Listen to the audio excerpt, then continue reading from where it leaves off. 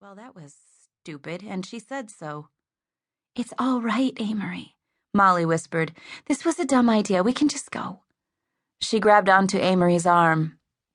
"Hang on a second." Amery pulled her black and white cowhide wallet out of her purse. "How much is the class?" "This isn't a movie theater where you can just show up and buy tickets at the door. You have to be approved in advance before you can even register for the class. Those are the rules. I don't make them, I just enforce them." Amery tapped her fingers on the counter. "I understand, but these are extenuating circumstances." He scowled. "Maybe you ought to just get your supervisor because I'm not leaving." He hesitated about 10 seconds before he reached for the phone. He turned his back so they couldn't hear the conversation. Then he faced them again. "If you'll have a seat, someone will be right out." Molly looked mortified, which made Amery more determined to make sure she took this class. Less than 2 minutes later, a big blonde guy, about mid-30s, dressed in what resembled black pajamas, stopped in front of them. He offered Amery his hand. "I'm Knox Lofgren, the dojo general manager. How can I help you?" Amery explained the situation, adding, "I would have officially signed up for the class ahead of time had I known that was required. It's not fair to penalize Molly." She leaned closer and whispered, "Ever since the attack, she's jumpy and avoiding all social situations where she doesn't know anyone. She won't start the class if I'm not here. You don't want that on your conscience, do you, Mr. Lofgren?" The man studied Amery as if she was lying. Just as she was about to crack and back off, he said, "Fine, I'll squeeze you in. But understand that you two will not always be paired together in class. You'll both be expected to train with others." He focused on Molly. "Will that be a problem for you?" "No, sir." "Good." Then Knox handed Amery a clipboard.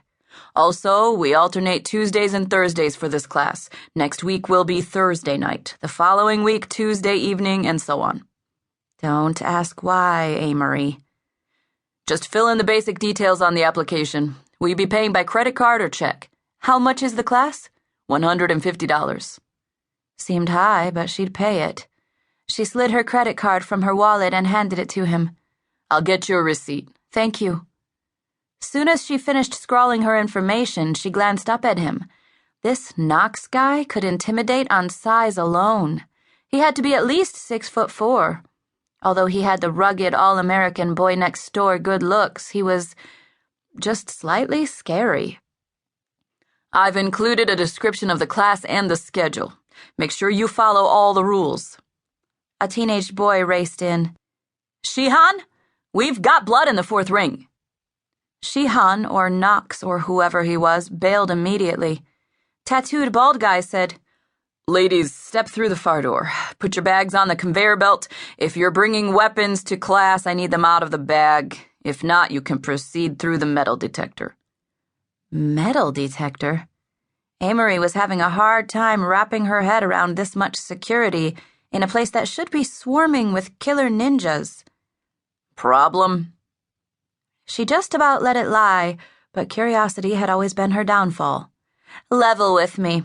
Is this some secret military training camp?" "No, why?" "Why the extra security for a teaching facility?" The guy shrugged. "Weapons are part of the training. Swords, knives, sticks.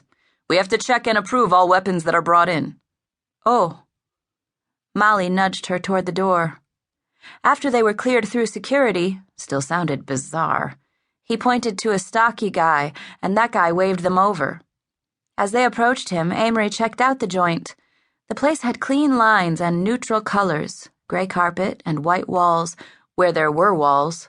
Some of the training rooms were separated by plexiglass. Since there weren't any windows along the entire side, the walls were mirrored, creating a funhouse effect. In the center of the room was a guard tower that overlooked the entire space.